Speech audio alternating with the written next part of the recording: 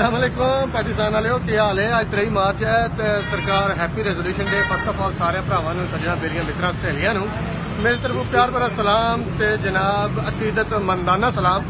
तो दूजा जुमा भी है तो जुमे की निस्बत ना चलो जरा एक छोटा जिहा पैगाम शेयर करना सी भाई यार। एक तो सारे जुमा भी मुबारक तो माशाल्लाह कितने प्यारे जल रेजोल्यूशन डे भी आया।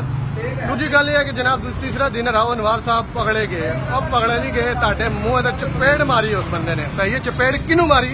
साडे इदारियां नू, साडी इंटैलीजेंस फोर्स के मूँह ते चपेड़ वजी कि राव अनवार 2 महीने रूह पोश रह के आपू उहदी VIP तरीके नाल गड्डी सुप्रीम कोर्ट के लाउंज च किस तरह पहुंची कोई बंदा तो जवाब दे सकता है। तो बड़ी खुश हो गए हो जी, फड़ लिया फड़ नहीं लिया, ताडा चाचा पेश होया। ठीक है।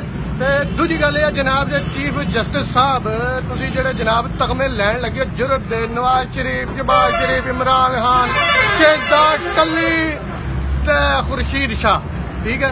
हुण मैनू ये दसो कि जनाब तुसी ओनू गिरफ्तार ते करवा दिता ते पूरे पिंडी विच किसी बंदे को किसी पुलिस वाले को हथकड़ी नहीं सी है। मातड़ पकड़े जान तो हथकड़ियां इत्थों शुरू करने हो, गले च पाने हो, लत्तां नाल लाने हो। उस प्यो नू बहाल के खड़े जहाज की हथकड़ी भी नहीं लाई, ये भी तुहाडे मूँह ते चपेड़। ठीक है। तीजी गल यह है कि हुण तुहाडा चाचा चला गया जेल विच। किहड़ी जेल विच? A class. हबीज दे बच्चे हो तुसीं, अपनी आवाम नू जिहड़ा बेचारा चोरी करना तुसीं उहनूं CDEZ तो भी थल्ले गिरे तुम छोड़ पाताल में तुम देने हो। और 6-6 महीने उग सुग नहीं लगनी तो पता की लगता जी सीटें की डब्बी चराई सी। ठीक है। एडा वड्डा क्रिमिनल। सही है। राव अनवार डिक्टेटर कंजर आदमी जिन्हें दुनिया मजलूम लोगों के भरावां नू पुत्रां नू शहीद किया, इनकाउंटर किया। ठीक है। उन्होंने तुसीं कित्थे रख रहे हो? A क्लास दे विच। हुण अगली भी सुन लो अगू की होना। ठीक 6 to 7 दिन बाद राव अनवार दे ना दिले विच ना दर्द होना। उन्होंने तुसीं हाँ शिफ्ट करना। हाँ चला गया जी राव अनवार चला गया।